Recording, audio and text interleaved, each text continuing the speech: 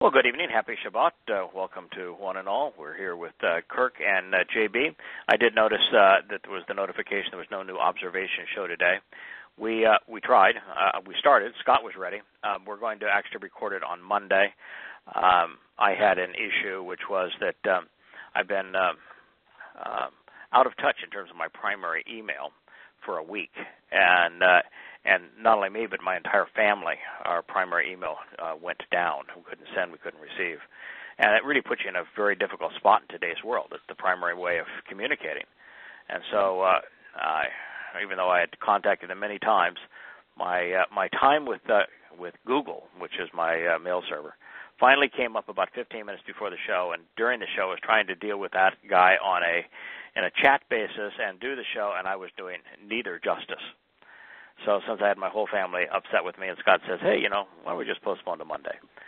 We did, and that is the answer to that question. But if you ever get sent a notification of you want to continue to use this domain, and most of my emails are on private domains as opposed to public domain, you have to respond to them, and my problem was that they were being sent to an email address that I'd once owned, but for some reason it slipped out of the group, and somebody else bought it and wasn't forwarding mail. So when they asked me to acknowledge it and verify that it was me and I was still using it, I couldn't respond, and they removed all of the settings. So I was in the dark for a week. Not a good experience. I did see, though, that on the news today that the Trumpster has decided to increase the U.S. military spending to $720 billion.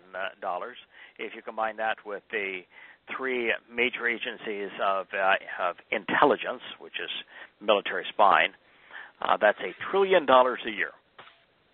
Of course, that is more than every other nation on earth combined. The excuse was, we're just trying to stay ahead of and competitive with China and Russia. China and Russia... They're spending, about a tenth of that? Perhaps. Yeah. Yes. Yeah, combined. I mean, it's amazing that they can say such drivel like that, and nobody challenges them. But it's not patriotic to challenge the president on military spending, so no one seems to be willing to do it, and therefore, now in a world where the liberals have recognized that a big military serves their interest, there is no antagonist for it, and our voices are way too quiet to matter to them. But I was just astonished that here we are. And the most amazing thing, it's not just that it's $1 trillion squandered every year, and that we on the Afghan and Iraqi wars, between all the legacy payments and the VA payments, we squandered $5 trillion. It's that all we've done with our military for the last, 50 years is make bad situations worse. We don't have a single success with our military in the last 50 years. And we have some god-awful failures, some of the worst failures in human history.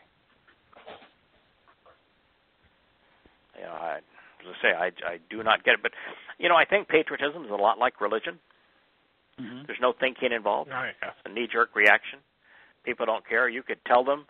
How many people I've told that Paul admitted to being demon-possessed, it doesn't even faze them. You tell somebody, how in the world could you believe the Christian New Testament when the 13 letters written by Paul and Acts, which comprise half of it, they said inspired them? And how is that even possible? Remotely. It doesn't faze them. Yep. Never mind. I just think about the guy who snores. Yeah, just the guy who snores from our last program. I want to pick back up in the conversation. This would be the first conversation that Yahowah had with Abram. We're going to go through each thing that Yahowah said to Abram and everything that Abram replied back to Yahowah because they are the things that caused enabled Abram to become part of the covenant. Kirk, you got a pretty good relationship with our Heavenly Father, don't you? I hope so. Yes, sir. Yeah, I believe so. Okay. Would you think that you'd be in his top 10 list, a notch above Abram? No. No. I think you're above Yishak or Jacob. No, sir. No. Okay. I wouldn't put myself in the top 1,000 list, much less the top 10 list. So if these things were required of Abraham, whom God chose to be the first person that's part of his covenant, do you think that you could sneak in, with kind of a lesser effort? Absolutely no. Not a chance. So JB, if you didn't at least acknowledge and accept what Abram did, what do you think the chances are that you'd be accepted by Yahweh? You think he'd cut you a special deal? Absolutely zero. Yeah, that's my view too. Absolutely zero. If this is what was required of Abram, and it was presented for our benefit, which is the only reason to do it, because why memorialize this conversation with Abram 600 years after it occurred if it wasn't for our benefit? Mm-hmm. Certainly wasn't for his benefit. No, he was there. Yeah, The religious act as though God was just trying to pad the length of the book. Yeah, Now, we're running a little short here on pages. I promised the publishers I'd get it up to 2,000. I got to throw something in. Yeah, throw something in. I'll just throw this this is story just in. filler material. Yeah. So any way you look at it, the story is only told for our benefit, not for Abram's benefit. And there is no way that any one of us is going to be closer to Yahweh, more important to Yahweh than Abram. Dode was closer to him, but he's not in our immediate circle here. No one's going to be at that league, that kind of level in terms of the relationship, and so God's not going to cut us a special deal. We better pay attention to what Yahweh asked of Abram, and do everything that he did. So I'm going to begin with Bereshith in the beginning, Genesis 12:1. I've still got the cough. I'm sorry about that. I did read today on several news sources that the flu, which is I had the flu back in November, and this is the nasal infection and drip is it's irritating my throat is simply a byproduct of that. I feel 100%. I have got no issues other than this nagging cough, and I'm getting antibiotics for it and other things. Goodness gracious! But I did realize that I did read that this is the worst flu season in decades. So I'm not alone in having suffered from it. Now Yahweh.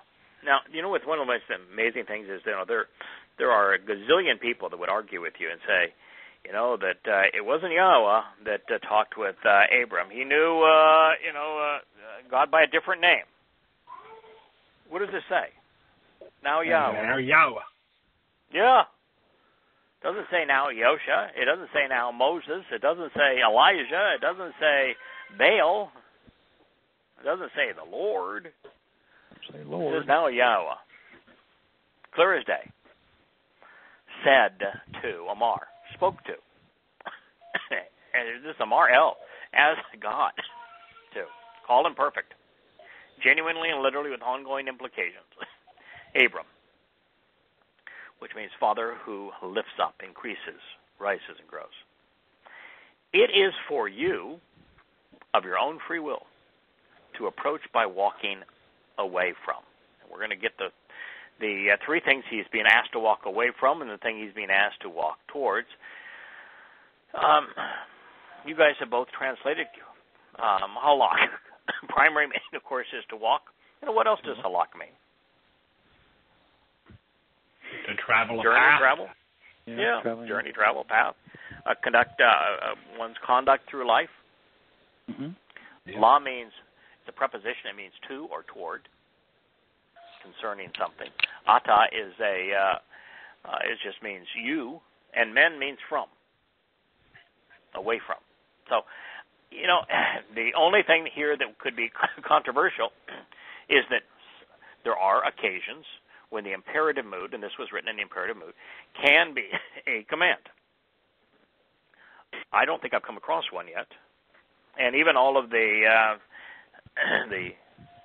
grammatical tools will all say that, well, it's primarily an expression of second-person volition.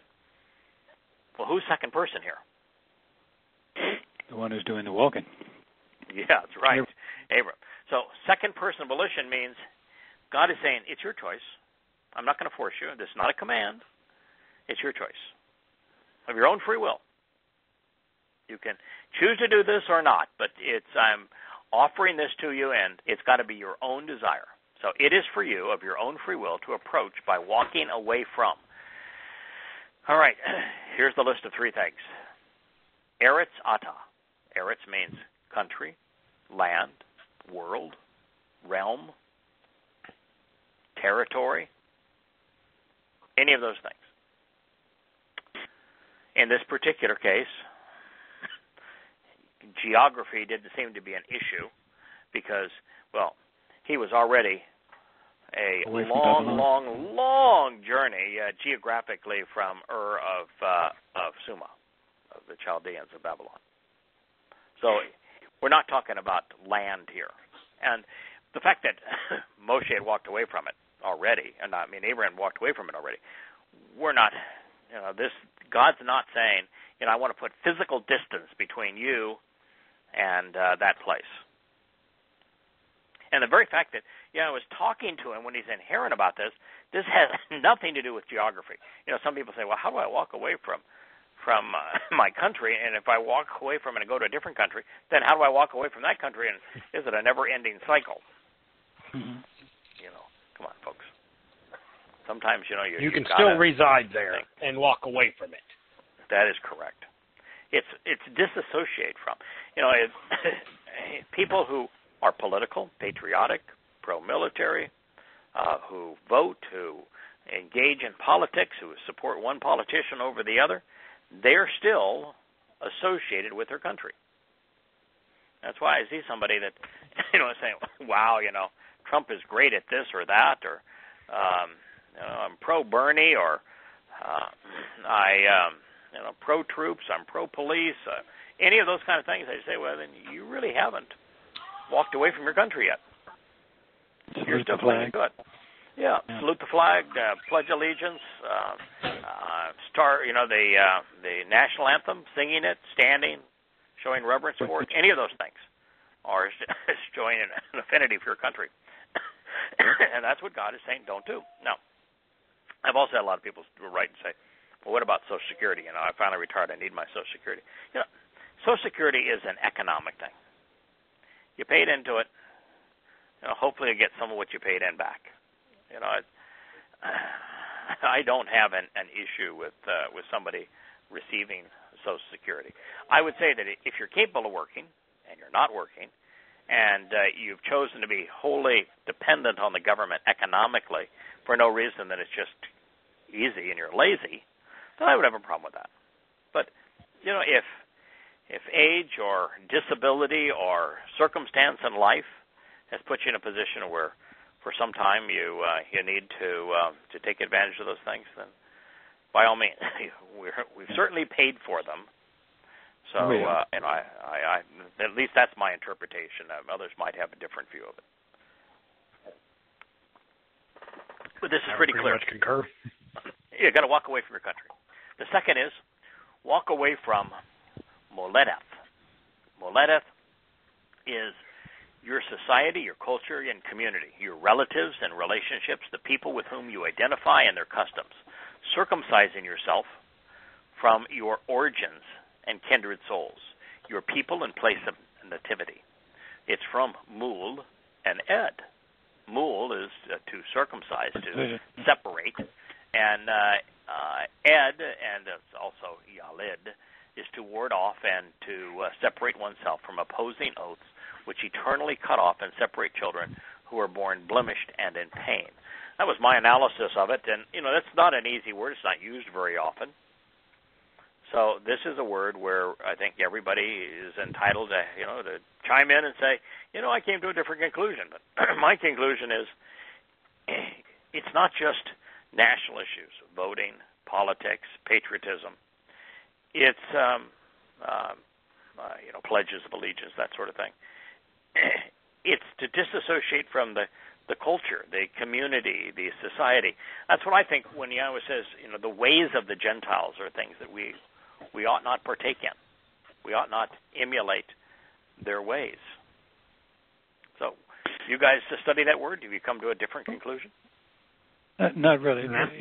If you're down south, that's the best example because it is so enculturated with religion and patriotism and, it's just a way of life. You can't function down there. I mean, I could live down there a heck of a lot cheaper than California, but I don't know that I could live there. And I have relatives, tons of them. I wouldn't know who would we talk to. I mean, after one conversation, they would say, "Go away."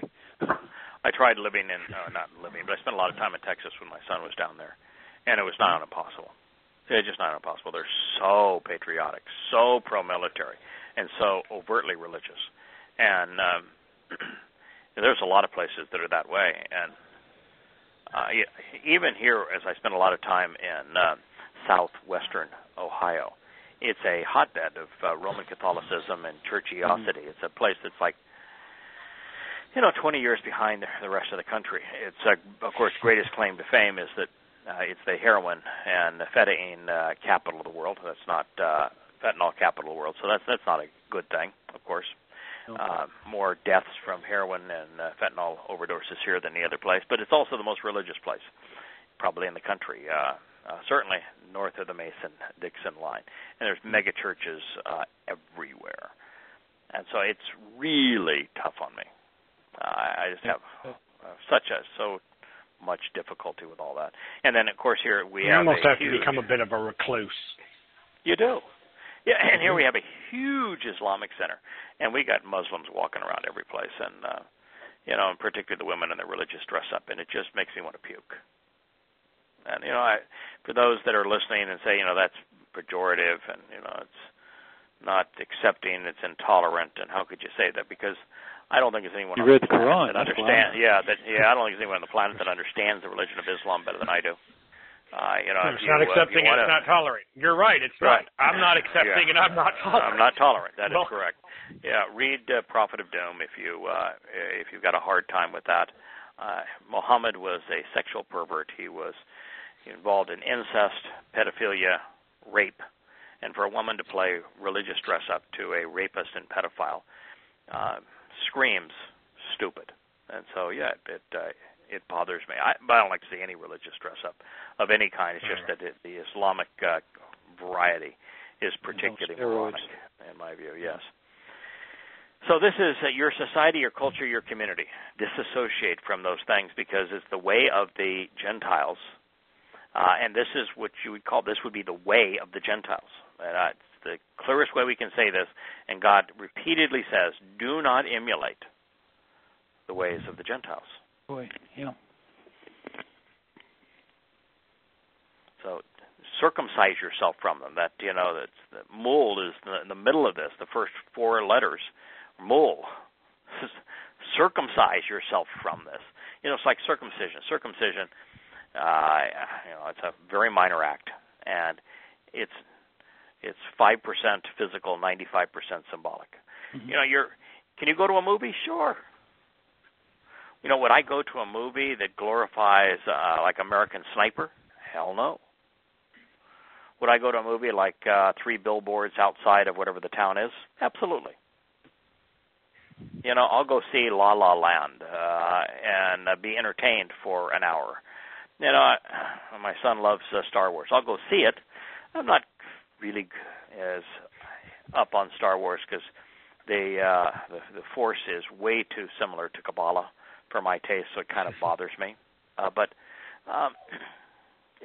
it doesn't mean that. It means that there are aspects of the culture, holidays that are cultural holidays. Don't participate in them. Don't celebrate Veterans Day and Memorial Day and the 4th of July and that sort of thing. So I think that's what God is talking about in this particular case. He's not asking for perfection. And we can't even approach perfection in these things. But it's a mindset. It's a perspective. It's a mindset. If you have the right attitude towards what God's asking here, I think that's really all he's asking. and also from your father's household. Now, this one also has to be symbolic. And what I think it means, and again, I'm not claiming that I have all the right answers here. You're more than welcome to disagree. But what I think this means is that, can you visit with mom and dad? Yeah. If you have young children and your parents are wanting to babysit, wonderful.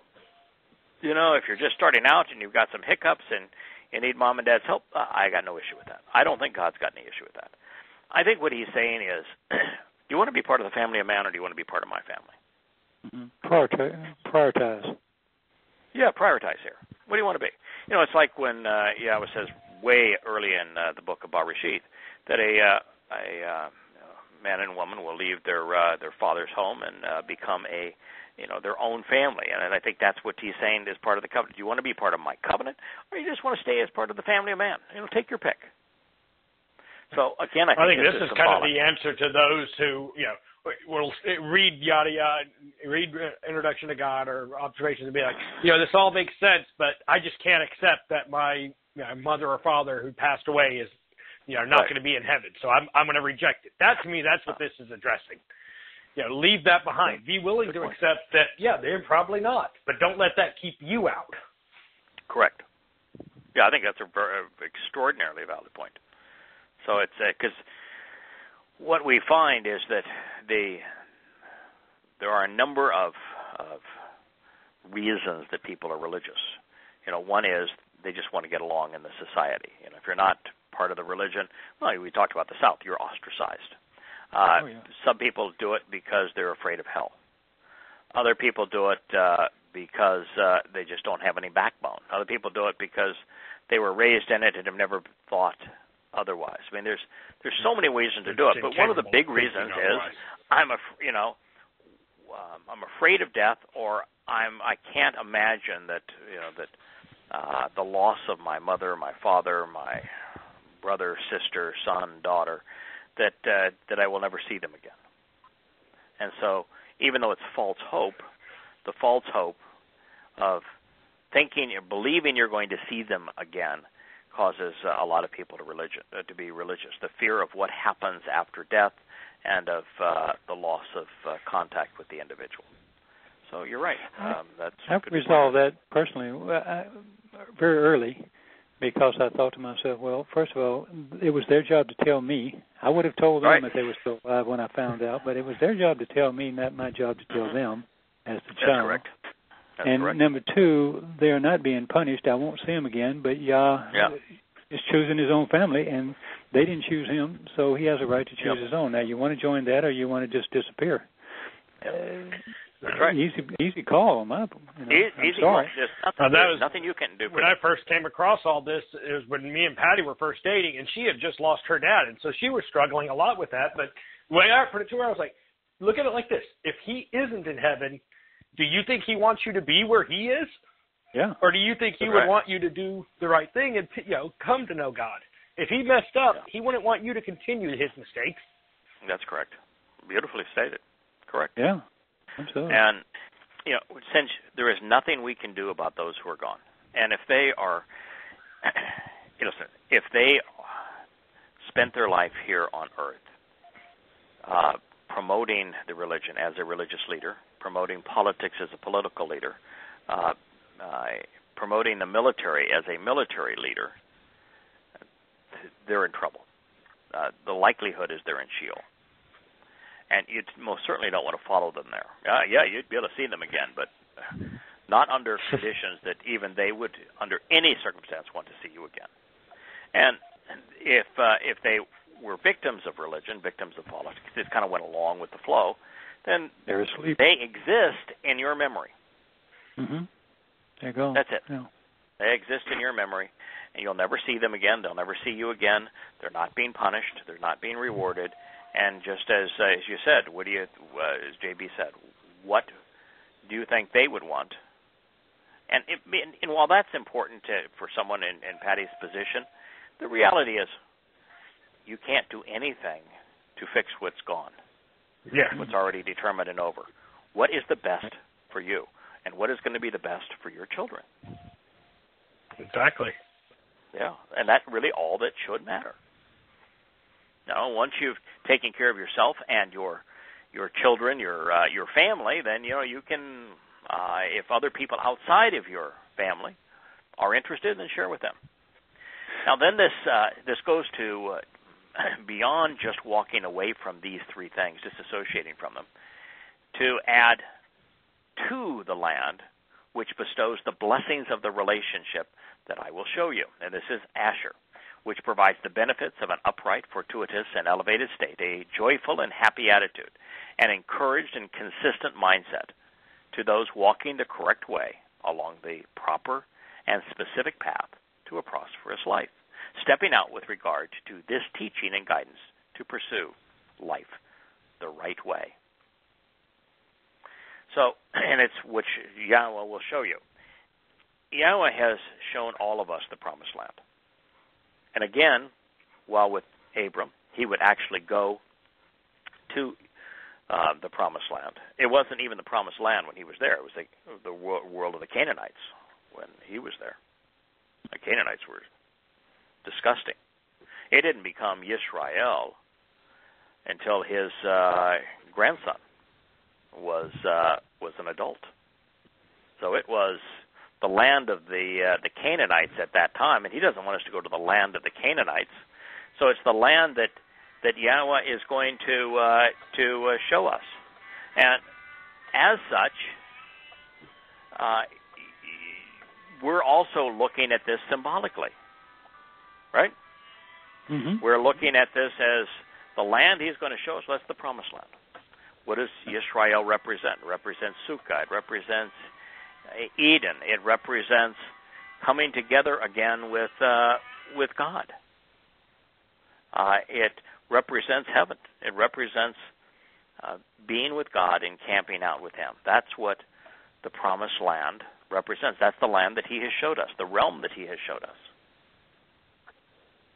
So I don't think this is telling any of us that we should pack up our bags and go to what right now is one of the most polluted places on earth, Yisrael. That's like walking into Babylon now. Yeah, it is. I think it's, the land that He has shown us. He's shown us Eden. Mm-hmm. He's shown us Yisrael as He intends it to be. He has shown us Sukkah. I think that's what He is speaking of here. Yes, sir. Has to be. So I think we can meet this condition that way. Now, I will show you, which is I will reveal, make known to you, with the hiphil stem, the subject Yahweh, and enables the object, Abram, to participate in the action as a secondary subject along with him. So that Abraham will ultimately see the land as Yahweh does. The imperfect denotes ongoing consequences throughout time, and the jussive is an expression of third-person volition, and thus associating a will and desire with the land itself, personifying the land. An amazing start, isn't it? Mm-hmm. Absolutely. It's very clear. Now, did God say... we have some little areas, but gray areas, but I find it extremely clear. Don't participate. Did God say as a prerequisite the thing that Billy Graham would say, which is first you have to confess your sins? Did He say repent? No. Did He give him 4 spiritual laws? No, not even the Catholic. Did He say you have to pray this profession of faith? No, sir. Get on your knees. Come up here and bow your head.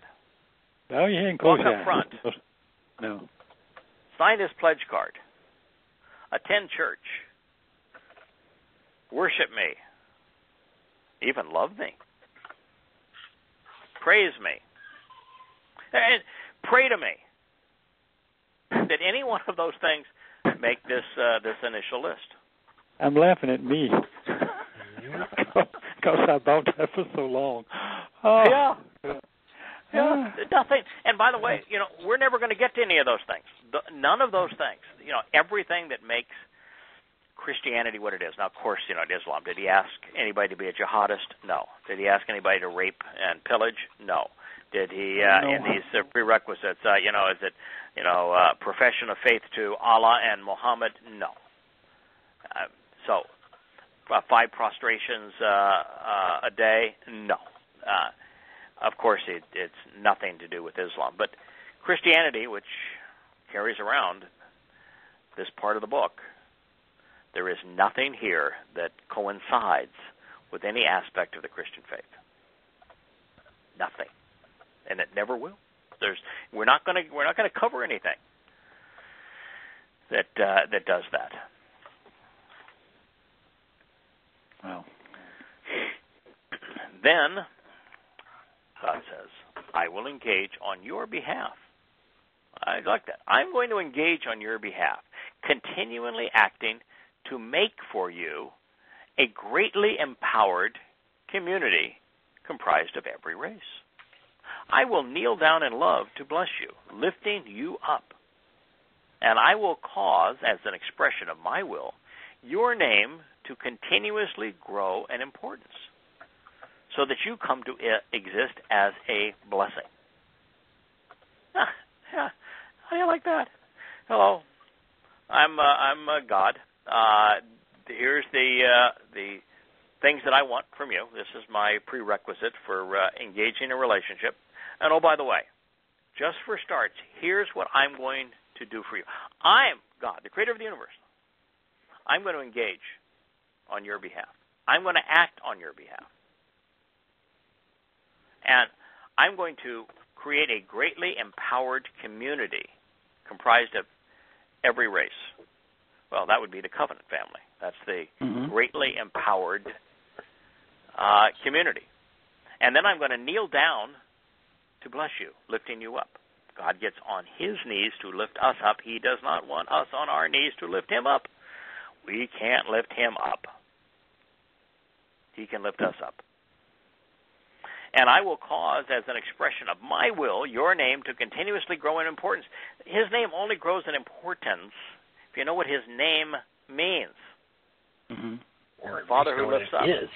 Yeah. Well, I dare say it's not even important until you have it couched in this conversation, this covenant family relationship. I mean, there's no reason to tell the story other than that. Right. So, yeah, then his name... That's what he wants you to remember. Right. Is an expression of Yahweh's will only in conjunction with the fact that it expresses who Yahweh is and what his intent is, what his will is in the covenant. What's Yahweh's will in the covenant? To get down on his knees to lift us up. To empower us is Yahweh's will in the covenant, and Abraham's name conveys that. So let's look at each word here. The first word is Ashah. Ashah means engage, acting. A relationship takes both parties to engage and act. Yahweh is engaging and acting on our behalf. Call consistently, expend the energy to create for you, and this was call imperfect, literally, genuinely, as part of the relationship on a continual basis. Facilitate. I don't know what you can say about Ashah. I mean, you could render it as do, then I will do, but it doesn't read well when you follow. So I will engage on your behalf, continually acting to make for you. And that's what God is asking us to do, by the way, in return. He wants us to engage and act based upon the terms and conditions of the covenant. Gadol means remarkable, awesome, important, outstanding, distinguished, magnanimous, amplified, substantial, elevated in magnitude. Well, if we're part of the covenant, we're going to be elevated in magnitude from 3.5 dimensions to 7. Yeah. We're being greatly empowered. Yeah. We become so important that we're become sons and daughters of the Almighty. That's about as important gets, right? Right. Absolutely. Yeah. Inherit everything he owns. Do you have any other insights in Gadol? No, it's pretty straightforward. It's everywhere you go. It's from the adjective to the verbs and so forth. It's Gadol is twisted threads, but that's to tighten something to make it stronger. So that's another increase in size and power. So, right. No, it's pretty straightforward. Yeah, and increase in dependability too. Something if you're you're adding fibers and twisting more fibers into a rope, you just make it more dependable. Yeah. So more steadfast, more likely to prevail, even under stress.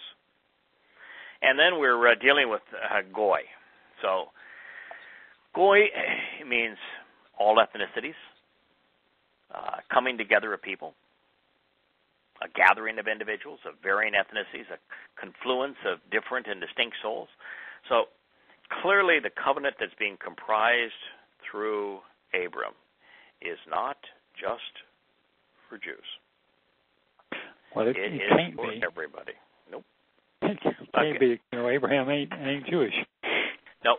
It was interesting. It was Lisa that brought this to my attention this week, that there is a place in Elijah,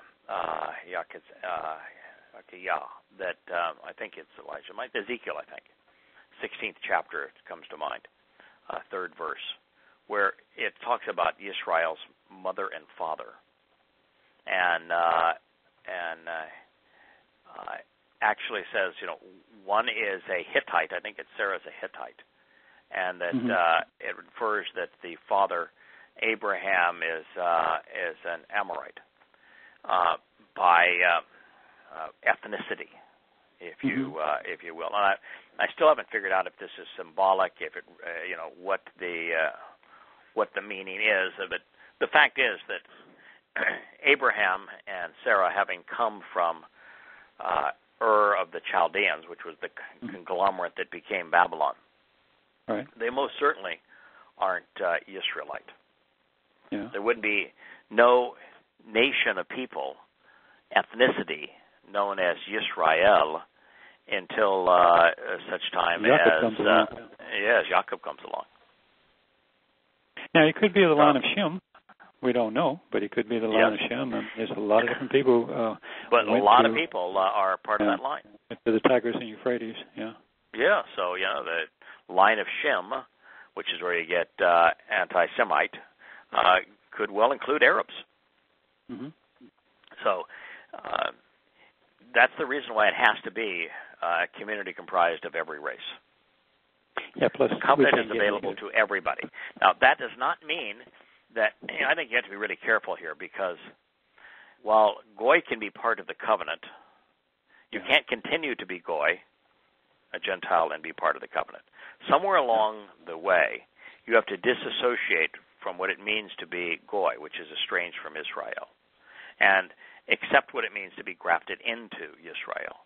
So somewhere along the way, those of us who are Goy, I haven't gotten back my DNA test yet, so I don't know, but those of us who are Goy or have some percentage of Goy, we have to jettison that symbolically and accept the idea that we're being grafted into Israel. Well, that should be achieved in Bikurim. Correct. Well, I mean, if you're participating, you're participating. Right. If you're walking down the road, the path, and you're celebrating the Moed Mikros, then it's done on that day, if nothing else, the first time. But it is the minute you agree to the terms and conditions. So. But anybody that would squawk and say, "Oh, this covenant was with Jews, and now that's why we have a New Testament. That's why Paul came along." Well, that would be rubbish, folks. There's only one covenant, and this one was the community comprised of every race, Goy. The next part of this we've covered, but I just want to reiterate it. I think the most profound notion, in terms of being contrary to human thought about God, is that he wants to get down on his knees to lift us up, Barak, and that he never once asks us to get down on our knees to lift him up. Because he doesn't say things that are stupid. The notion of us getting down on our knees to lift him up is stupid. And if you say, that's symbolic, we're lifting him up in praise, can you imagine a God that would create talk about an insecure moron? I mean, what a pathetic thing to ascribe to God, is this being that was supreme being that would create an inferior being to praise him. It's just preposterous. And it would be like a child not saying, "Hey, Daddy," or "Mommy, I love you," but a child saying, you are perfect. You are great. You are the most wonderful mommy and daddy in the history of humankind. And get down on their knees and bow and genuflex and offer sacrifices to you as the greatest and most perfect mommy and daddy in the history of humanity. I mean, it would in fact, it would be the opposite of what the role of parent and child is all about. A worthy father or mother gets down on their knees to lift their children up. That's what they do. And a child never gets down on their knees to lift a parent up unless they're really old and crotchety and they've fallen down and had a boo-boo. Mm-hmm. So this notion is essential. Don't ever get down on your knees to try to lift God up, because you're countering the prime objective. But God wants to get down on his knees to lift you up. And if you're doing the opposite of what God is intending, you most certainly are not going to endear yourself to him. No. Well, the letters also don't tell that story. I mean, you've got a Bereth covenant home, you've got an observant man and a helping hand. So, I mean, it's the easiest thing you come up with is a house where an observant man is welcomed. I mean, you can interpret those a little bit different with all the different meanings, but regardless, it's a home. You're obviously engaged in all your five senses, and there's God's hand there to help you. So correct. So, I mean, he would give you a clue if it wasn't so that way. Bereth Rosh Kef, the three letters. Home, observant individual, and a helping hand. And a cough. Cough. And I will cause, as an expression of my will, your name to continuously grow in importance. Gadal, Shem, Atah. His name is only important if you know what his name means. His name is only important if you know the context in which his name was used. Right. So, since God made this statement, don't you think it's in our interest to figure out, A, what his name means, and understand this context that it was used in? Because God says it's really important. And, how many people say, I want to do God's will. I want to know God's will for my life. He just told you what, as an expression of my will. Mm-hmm. So you want to know, as an expression of, understand and capitalize on how Abram's name, which became Abraham, is important. Yeah. And you'll be doing God's will. It says, I will equate a high status and honor to your name because it is my desire to raise and rear children through your reputation and renown, choosing to nurture them, causing them to grow forever. Heel, imperfect, cohortative. Cohortative is an expression of first-person volition. Imperfect is ongoing. Marvelous concept. Yeah. So that you exist as a blessing, so that you exist as a means of reconciliation, as a promise of prosperity. I was studying volition, and he hardly says anything that's not to us. Correct. Everything is all the biggies are volitional.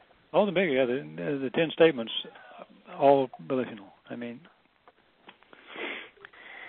he is really big into volition. Well, actually, the imperative mood is only used in one of the 10, which is second person volition.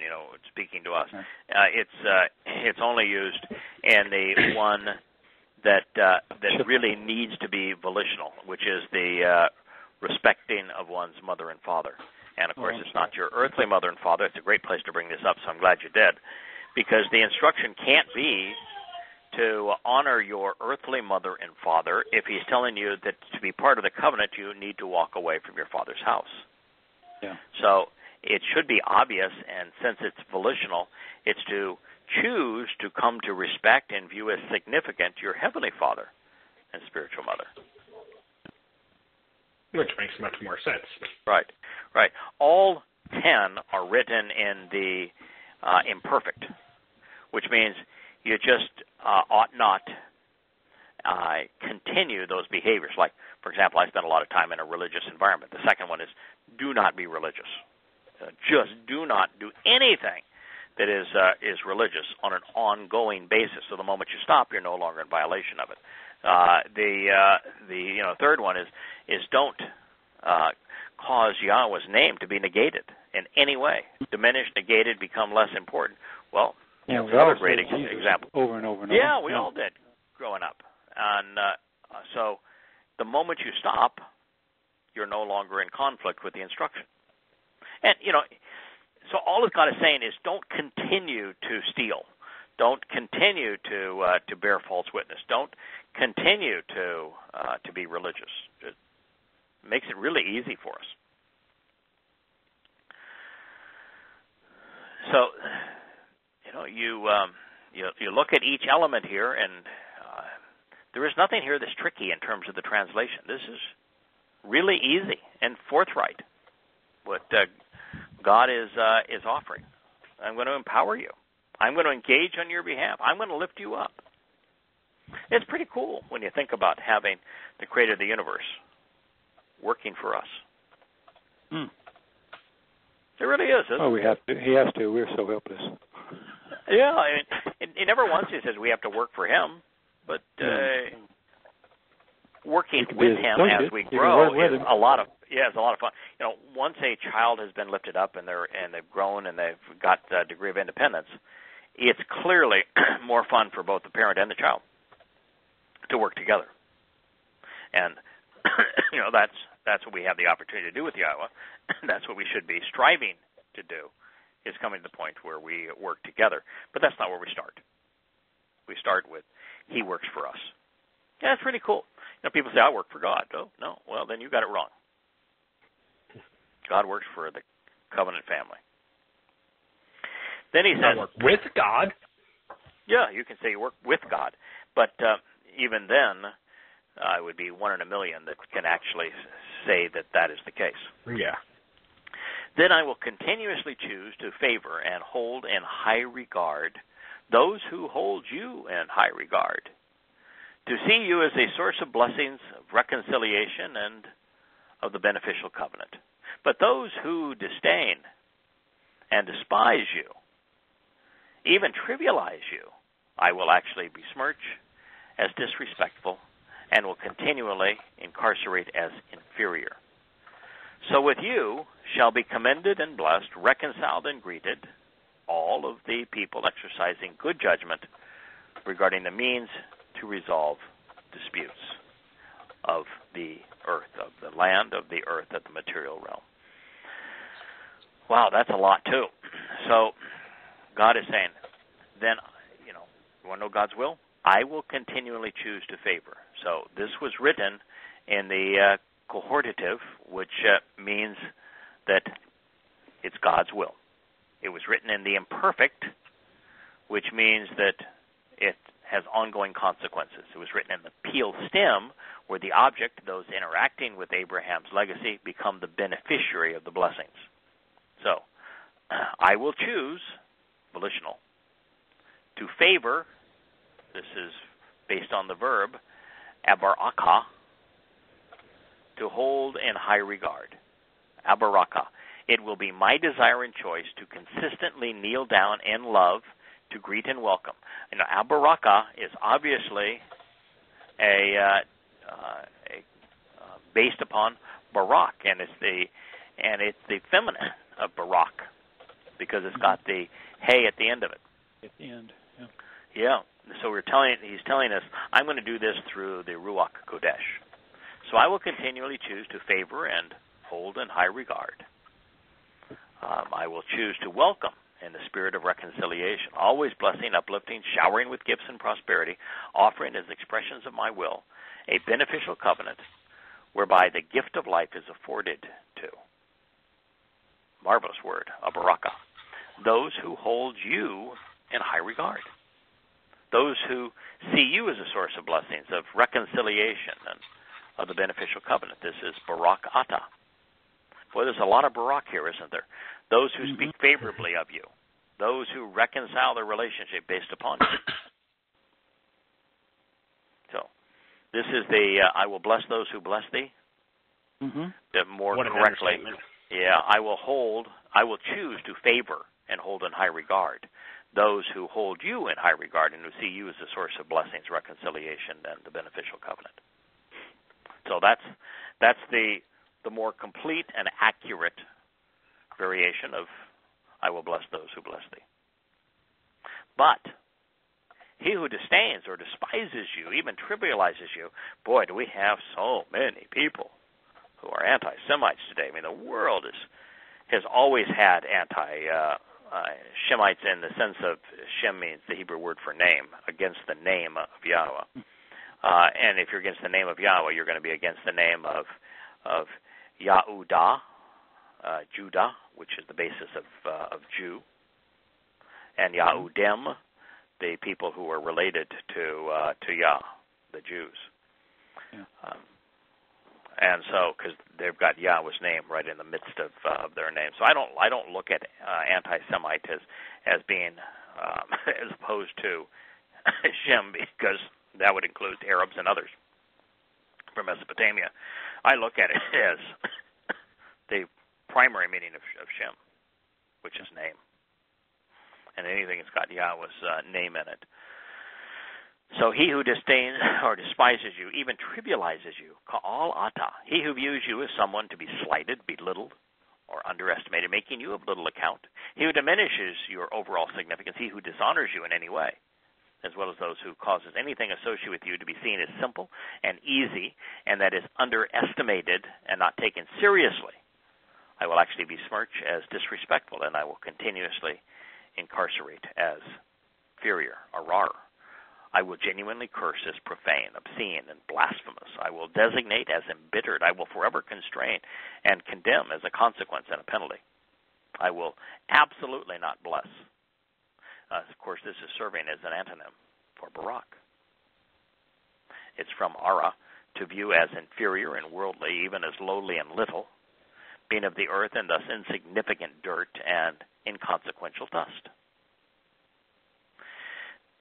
I have, I can tell you that you could simply render this, I will curse those who curse thee. But I think that defining ka'al and arar more fully as he who disdains or despises, even trivializes you, and then arar as I will actually besmirch as disrespectful and I will continuously incarcerate as inferior, gives you a much clearer picture of what's going on here. And, you think about trivializing, minimizing.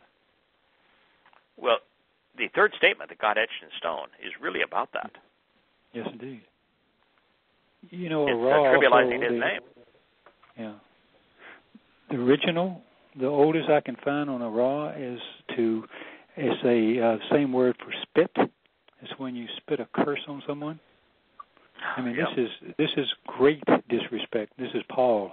This is Christianity. This is Islam. I mean, he's really talking nasty stuff here. I mean, contempt, despise, to reject, to belittle. You can't get any worse, It's just so yeah. Yeah. He really can't stand this attitude. No.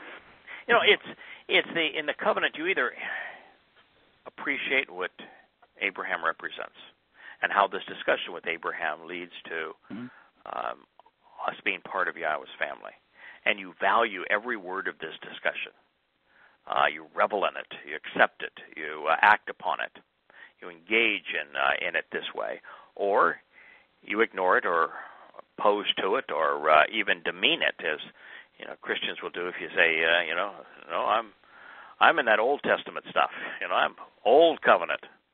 I'm looking at what the Torah says about the covenant relationship with Abraham. I can't see where God's changed his mind. And they just look at you like you've got horns growing out of your head. Yeah. So. Well, how much more can you make it insignificant? How much more can you make the covenant relationship contract, if you were, between us, Yah and Abraham? How much more can you trivialize it than that? How much more can you despise it than to hate Jews and Abraham? I mean, my God, this is This is awful. Yeah, particularly if you look at the kinds of things that we came to see in Islam, where Abraham is turned into a Muslim, or Christianity with Paul saying that there was no Torah, which is the exact opposite of what God says. He said he gave Abraham his Torah, but he says it's just by faith. And you say, why would Abraham have any faith? He met with God 7 times, ate with him, drank with him. God even took him to heaven. Why would you need faith if God is in your face and talking directly to you? It's like our situation. Why would you need faith if you had all this proof? Yeah. Right? Yeah. It condemns Christianity like the other stuff, by all means, Islam and all, but I mean Christianity. The hard part for me is because I grew up in a Christian family, and I know these people believe this stuff is true that Paul said. Right.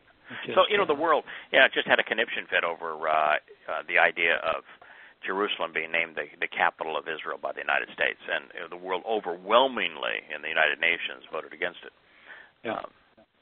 So when God says, and He does, in Isaiah chapter 14, He says all the world's leaders are going to follow Hasatan to Sheol. They're all going to Sheol, no exceptions, all of them. And that's what you see.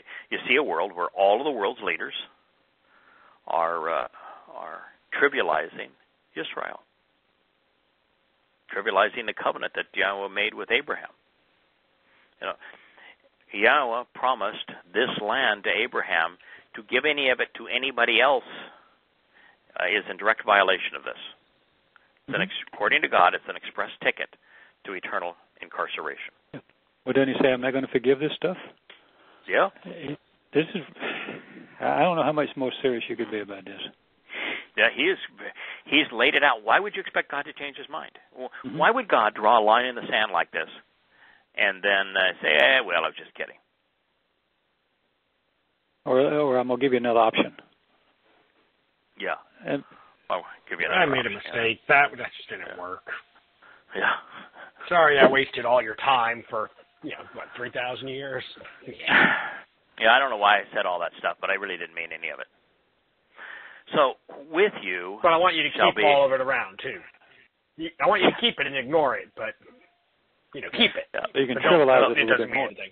Right. So first, if you respect and you act upon and you hold in high regard everything that is associated with Abraham, God's going to hold you in high regard. If you disdain and despise, trivialize the things that God is telling us here about Abraham, then He's going to have you disrespect you. So, with you shall be commended and blessed, reconciled and greeted, all of the people exercising good judgment regarding the means to resolve disputes. Through understanding these discussions with Abraham and how Abraham responded to Yahweh is the only means to be reconciled, blessed, commended, and greeted by God. To receive those benefits, you have to exercise good judgment regarding the means to resolve disputes, which God has provided through His Torah. The Torah is the means to resolve disputes, and particularly the 7 Moed Mikre, and of those, particularly the first 2. The first 2 resolve the disputes. The third adopts us into his family. The fourth is the benefit of empowering and enriching, and the fifth is enabling us to present this as a warning and as testimony of the covenant. And of course, the sixth is the ultimate reconciliation of this family that Yahweh is talking about, and the seventh is the destination where we get to camp out with Him for all time. So, with you shall be commended and blessed, reconciled and greeted, all of the people experiencing the means to exercise good judgment regarding the means to resolve disputes. The mispaka, that's the feminine of mishpat, the extended family who are willing to exercise good judgment, and kindred individuals who are discerning. It's from misfot to properly discern the means to resolve disputes, which in turn are from shafat, which is decide judiciously, defending and vindicating everything associated with the land. And again, it's Abraham is never disassociated from the promised land. God isn't just asking us to walk away from our country. He's asking us to walk to a place where we can find Him, where He is, that He values. Mm-hmm. So you can't walk in any direction away. There's only one direction to walk away. Yeah.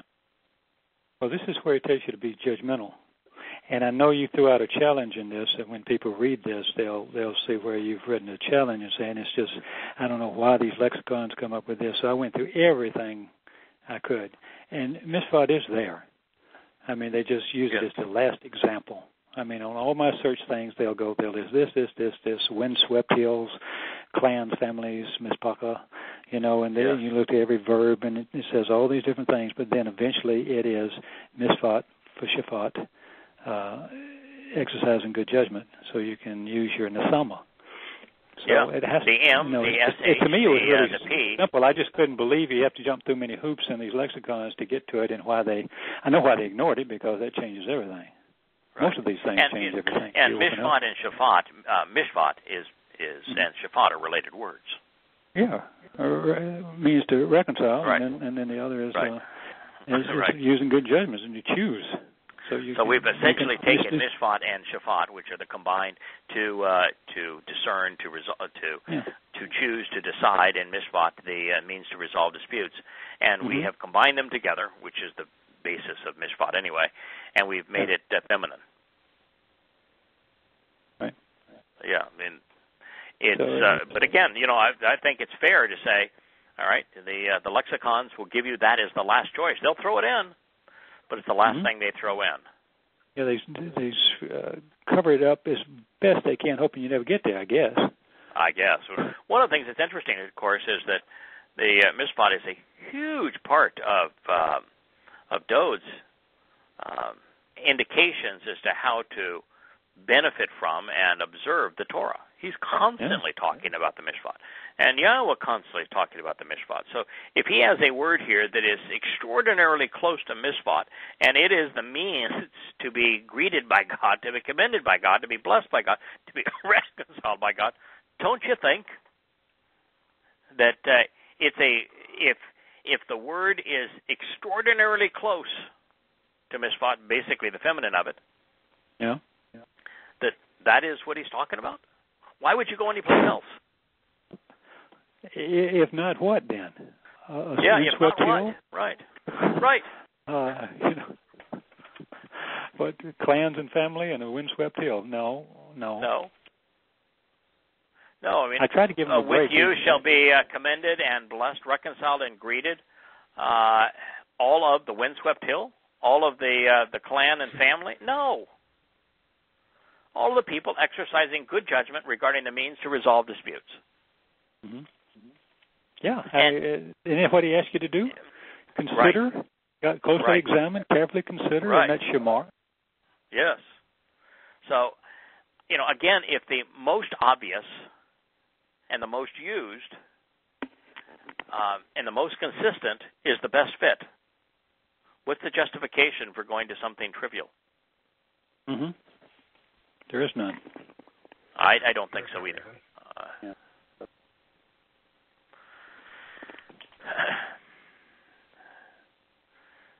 Then I will continue to choose to favor and hold in high regard. Well, I just think that's so wonderful. Those who hold you in high regard. It's just such a marvelous thought process. And by the way, in the chapter on these statements, there is, as you just mentioned, copious analysis. I mean, since every word is important, we take every word and like it's a precious jewel, and look at every facet, every potential meaning, every application of it. Right. Yeah. This section right here was probably 10 pages of analysis, the final statement, Bereshit 12:4. Then Abraham actually and continuously walked according to the way Yahweh had expressed in words to him. And walking with him was Lot, and Abraham was a son of 75 years at his departure from Charan. So, if God gave these instructions to Abraham, and Abraham is most certainly the father of the covenant, one of Yahweh's, certainly in the top 5 of Yahweh's favorite people of all time. Mm-hmm. And he and Abram actually continuously walked according to the way Yahweh had expressed in words to him. Why would we want to do anything different? No. Why do you think God would look at the content of your heart if you've chosen to ignore what Abram did? Good point. Yeah, it's just really straightforward. And this isn't the first time we've heard that. With Noah. Didn't God say that Noah did everything that Yahweh had instructed him to do? Yes, sir. Isn't this reemphasizing that again? Noah was saved, came a symbol of the covenant because he listened to what Yahweh said, and then he acted upon it, doing everything that God had instructed him to do. And Abram actually and continuously walked according to the way Yahweh had expressed in words to him. Maybe we ought to then look at what were the words that Yahweh expressed to him. Examine them very closely. Yeah, and us to actually walk according to the way of those words. Uh-huh. If you want to please God, you want to do what God wants, you want God's will for your life, do that. And he'll take care of the rest. He'll take care of the rest. He's busy working for you. If you do that, he will work for you. He'll get down on his knees to lift you up. God is at our service, benefiting us, empowering us, enriching us, working for us, engaging on our behalf when we listen to what he had to say and we act based upon his instructions, his guidance. That's the moral of this story. And Abram at the time, 75 years old. Do you think that Abram may have violated the terms and conditions of the covenant a few times prior to the time he had this conversation with Yahweh? Oh, yeah. I would bet. Yeah, with the first 75 years, how many times do you think Abram observed Pesach, Matzah, Bakotam, Shabua? I think he missed about 75 times. Yeah, I think so, too. That would be my guess, 75 times. Right, not one of them. Mm. And so we, no matter what time it is in our life, yes, so long as we listen to what Yahweh said and act upon what he is encouraging, it doesn't matter how rotten, how many things we've done prior to that time. Once we make the decision to act upon what he has instructed. Abram is the example. He was 75 years old. That's why we're told his age. It's never too late. Never too late. Then Yahweh appeared and was seen by Abram, and he said, "To your offspring I will genuinely and continually give this specific land." And there he built for the name an altar to approach Yahweh, who had appeared to him. Now this is Bereshit in the beginning. Genesis 12:7, second meeting between the two of them. Now, at any point does Yahweh tell Abram, "My name is Yahweh, I am the creator God of the universe"? Does he, at any point, do something miraculous where it's really flashy and showy? Any of those things ever happen? No, Both times he just starts talking to him. Right? We don't even know in these two occasions. With this one, we do know he appeared. Ra'ah, he was seen. Yeah, seen so this time materialized. Yeah, Yahweh materialized before him. Not the entirety of Yahweh, of course. The entirety of Yahweh cannot enter 3.5 dimensions. Diminished. But diminished manifestation of Yahweh appeared to Abram. Now, if God had appeared to Abram as this brilliant, light that illuminated, the entire hemisphere, you'd have to say, they'd be blinded. Yeah, he'd probably sizzle him. Yeah. So he just appeared as an individual to him. Yahweh appeared and was seen by Abram, and he said to him. So it's, again, Yahweh's not flashy. He's not trying to impress anybody.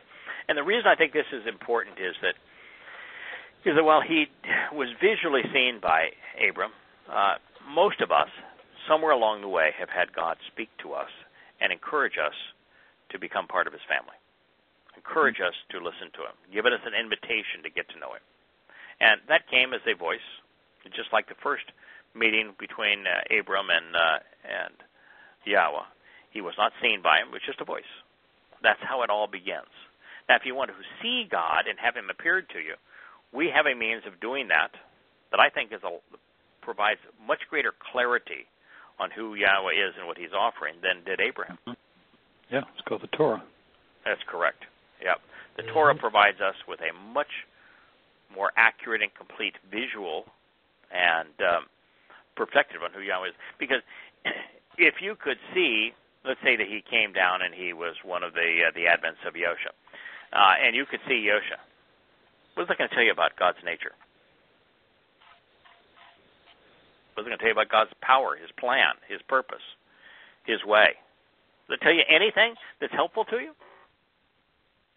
If he parts his hair on the right side, the left side, long hair, short hair, tall, short individual, bow-legged, straight-legged, young, old, what does it do?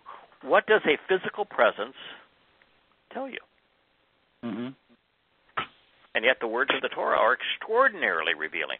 We have a much better perspective on who God is and what he is like and what he is offering and what he expects than did Abraham. Well, I would add that you have two words, Shama, to hear, and he could speak to you, and you hear him, and that may set you going. But the next one, when he says, he doesn't say Shama Torah, he says Shamar, and that's when you add that the Rosh at the end, that's the head, observing. And you can't observe words unless they're written down. Right. So he's told you where he wants you to go so you can find out everything you want to do. Plus you can retain it. You can read it. As I get older, I have worse and worse memory. But I can sit in here and read and study and make notes and retain what's important and see everything I want to know about y'all. Yeah, and you retain not by just casually reading. You won't retain 5% of what you read casually. You have to interact with what you're reading. You have to look at it, take a note, underline it, write it down, expand on it, examine it, think about it. The whole process of transitioning something from short-term to long-term memory requires that that you visualize it, that you exercise it, that you engage with it, that you act upon it. That's how you transfer things to long-term memory.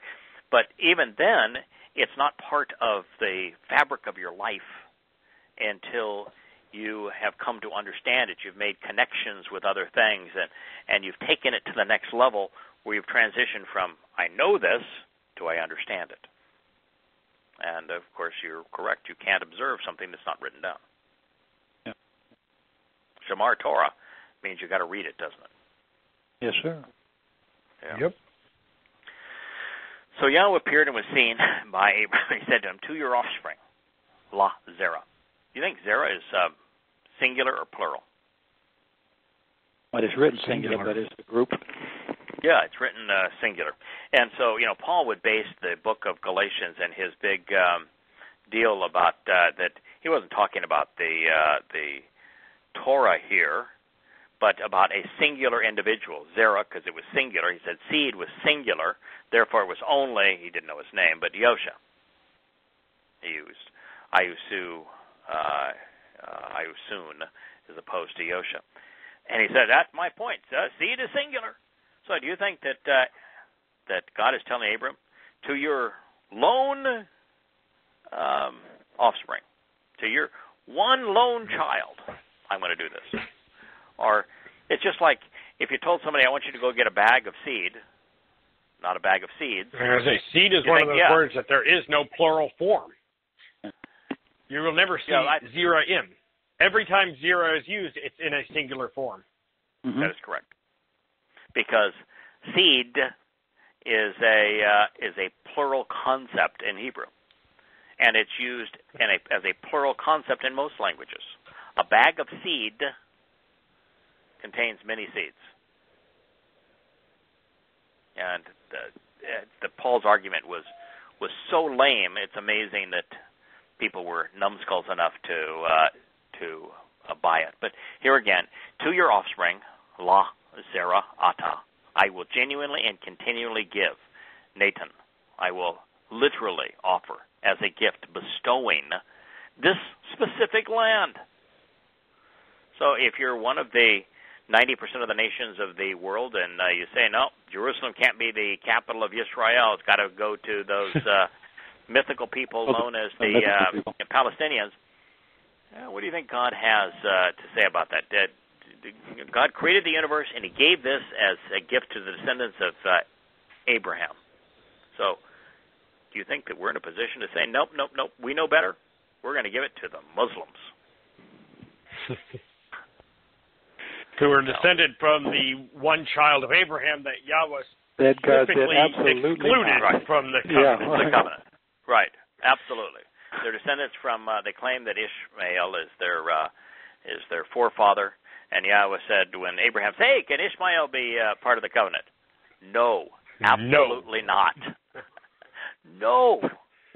That was probably the biggest friend they had on the relationship. It's a very simple, straightforward answer. One word. No. No. He didn't elaborate. He didn't explain. He left it for no interpretation whatsoever.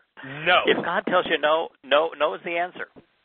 That's just it. No.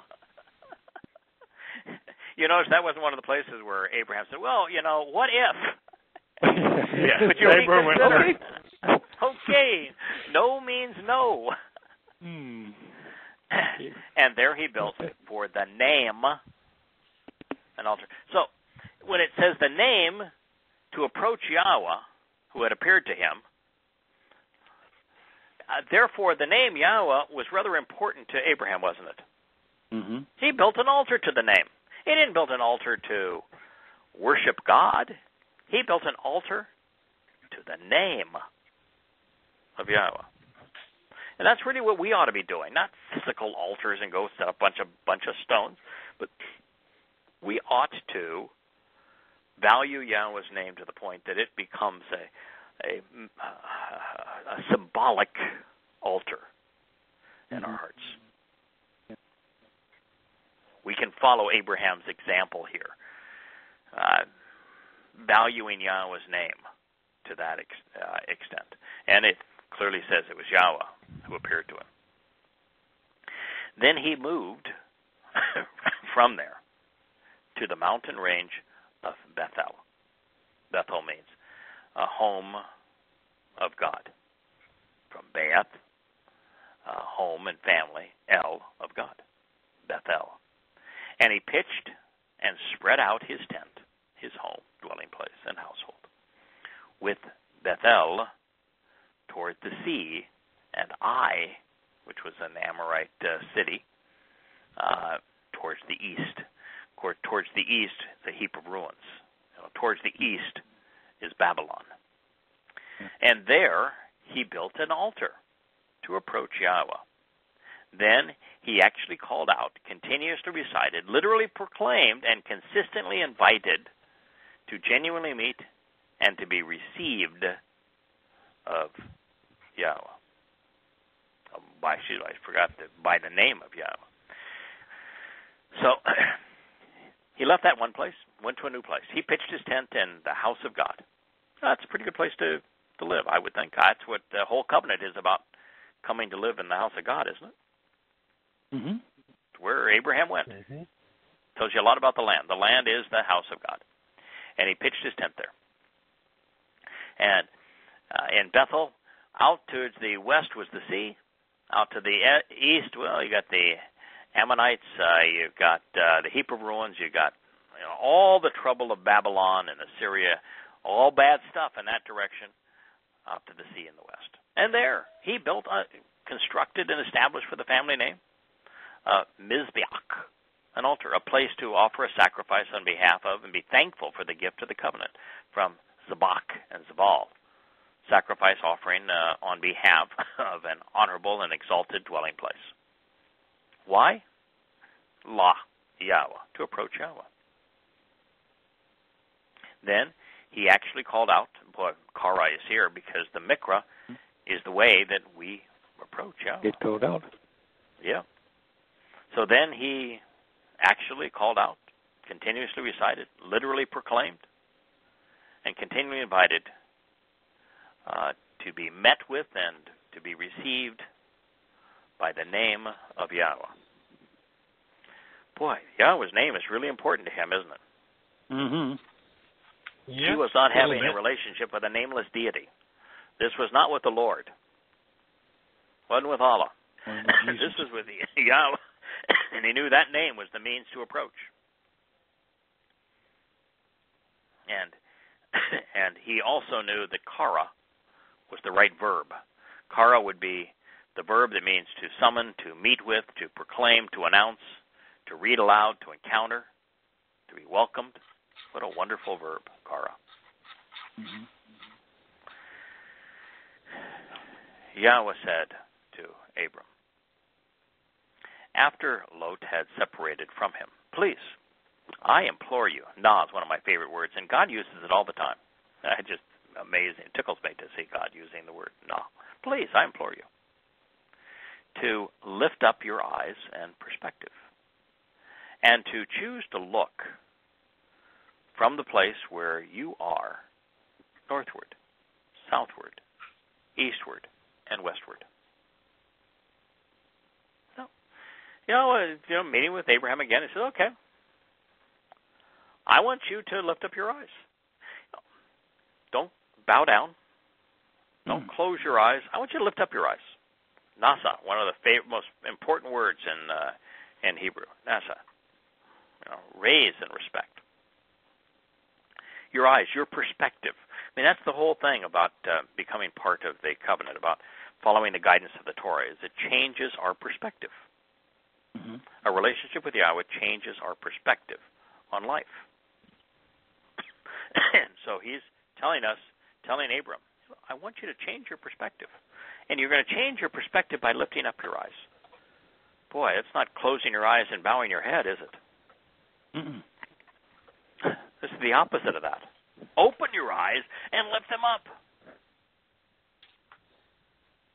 And I don't want you just to look in one direction. I want to look all around you. Soak it all in. North, south, east, and west. Now, be observant here. Because all of the land, which to show you the way to the beneficial relationship, Asher, you can see and is being observed by you, I literally and continually am giving it to you and to your descendants, Zerah, as a witness forever, ad olam, as testimony for all time, providing evidence for an eternity, memorializing this for an unlimited duration. So why did Yahweh give everything that Abraham could see to Abraham and his descendants? Because he observed the covenant. He agreed to the covenant. Yeah. He loved so Yahweh. An everlasting witness. Yisrael is testimony. If you look at Yisrael, understand what it means, understand Yahweh's relationship with Yisrael, then you understand his witness. His witness is grounded in Yisrael. You want to be grafted into the tree of Yisrael, the tree of life? Well, you better understand, better have a perspective on what Yisrael represents. And do you think that God was kidding when he said, I'm going to give it to you for all time? Only to say, no, I'm really kidding. I really want those uncircumcised Philistines to have it. No. Why don't we give it to the United Nations? No. Let's give it to the Ottoman Empire. No. I want the Romans to have it. That beast of Rome. The people that built a temple to Jupiter on the Temple Mount. I want. Let's give it to the Muslims that built the Dome of the Houthi print to Satan, right there on the Temple Mount. No, I gave it as an eternal gift, as an eternal witness to the descendants of Abraham. That's pretty straightforward. Now, if God says, this is what I have done, what do you think his impression of humans to say, no, I want to do exactly the opposite. I want to counteract what he has said. God doesn't know what he's talking about. Let's instead do it our way. Right there. Yeah, let's have a two-state solution. No, there can't be a two-state solution.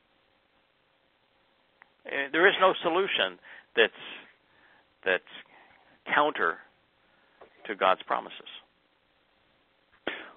I've never seen olam translated any way but forever. So how? Yes. You just ignore it? I mean, right. It's odd olam, and people. Olam. I don't think anybody up to and until. Yeah. But the odd is indistinguishable from ed, and ed in Hebrew means witness. It means upright pole. Testimony. Yidon, Yeah. And so this is ad olam, so it's the eternal testimony, the eternal witness. There is no other rendering of ad or olam that can be justified. I'm giving this to your descendants as a witness forever.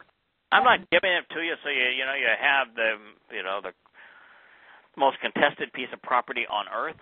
I'm giving it to you because Yisrael and what's going to occur there is where my testimony to humankind is going to be. Do we find Yahweh offering any prophetic insights outside of Yisrael? I mean, yes, we did receive the Torah from the outside of Israel. Yeah. But they carried it back in. But they carried it in. It was all about what to do once they entered. Yeah, and it was all about what to do once you get there. And about what I'm taking away from the powers and the influence of the Gentile world, we're taking away from religion, politics, militarism to this place. And then everything else was revealed in that place. Mm-hmm. It's the place of eternal witness. And it plays out completely to the end there. Yeah. Right. Everything he said thereafter was presented in Israel. Now, the only exception to that is Revelation was given to a Yehudim named Yahuwah on an island outside of Israel. But from what I can tell, to the degree that Revelation is accurate, it was given to Yahuwah in Shamayim, in heaven. Mm-hmm. So heaven counts as God's place. God's place. Yeah. So that wasn't given to him a place outside of Yisrael. It was given to him in Shamayim, which is the ultimate manifestation of Yisrael. Marvelous, straightforward. I think we've only come across 2 or 3 words that are challenging to translate, and that was the ones, that are amplification of I will bless those who bless thee and curse those who curse thee. The more complex, comprehensive analysis of that was really the only place where you had words, and particularly the variation of Mishpat, where there was some controversy on the words. The rest of it, there's no controversy here. Yeah, well, the Christians created the controversy, not God. Right. And you've gone through each of these words. This chapter is one of your favorites, Kirk. Mm-hmm. It's pretty tough to find an argument with it, isn't it? Yeah, I mean, God talks very plainly, unless you really want to twist it. or you're not paying attention, then he says what he means, and he means what he says. It's pretty straightforward. Yes, yes. I'm giving this to you. These are the terms and the conditions. You have to be observant. Right. You have to do it of your own volition. You have to make the choice. I greatly encourage you, but you have to make the choice. That's what I want. I hope you do it. I hope you do it. I want to be part. I want you to be part of my family. I'll lift you. I'll take care of you all the way. Yeah. And thus far, the few things he's asked calling you out of Abram, the things that he's offering to do on his behalf outnumber them a gazillion to one, and the things that he's asked Abram to do, for the most part, Abram's already done. Mm-hmm. He's walked away from his company, walked away from that the society of Babylon and the whole concept of Babylon, and his father's dead. He's walked away from his father's house. And he's walked towards the land that Yahweh has given him and pitched a tent there. He's listened to and acted upon everything Yahweh said. At this point, Yahweh hasn't asked Abraham to do diddly squat that Abraham didn't already intend to do. And he's made all these promises to him. This is really I always say in business that unless a deal is good for both parties, it's not a good deal. Mm-hmm. Well, this is a deal where God is asking essentially nothing of Abraham and offering him everything. And even with us, well, do these things which are going to benefit you anyways. Right. And I'll give you all this on top of that. Yeah. In our case, he is asking something for us because when we meet him, we probably still have one foot in Babylon. We probably still have some allegiances that we have. We're just beginning our journey away from religion and politics and militarism and the like. And so with us, there is something to actually do, but it's in our benefit. Yeah. Trusting something that's not trustworthy is not a good idea. Mm-hmm. And so disassociating with it is a good idea. So everything he asks of us, from us, is actually in our best interest. And then we get all these benefits. It's the best deal ever offered anyone. I mean, the covenant is the best deal ever offered by anyone to anyone.